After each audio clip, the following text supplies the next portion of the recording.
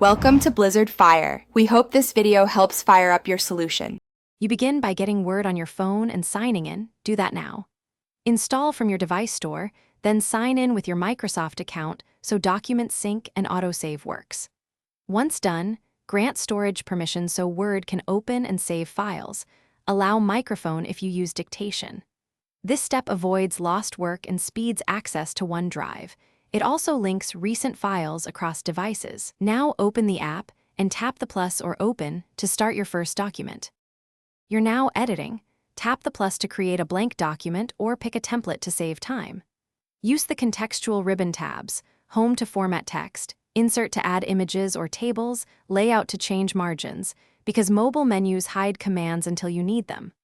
Once you type, use the toolbar to set font size, bold, and alignment. Long press text for copy and paste. Make sure to tap the three-dot menu for review features and to access track changes when collaborating. Finish by saving and sharing correctly. Autosave keeps docs in OneDrive, but tap save is when you need a PDF or local copy. Once ready, use Share to send a link or attach the file.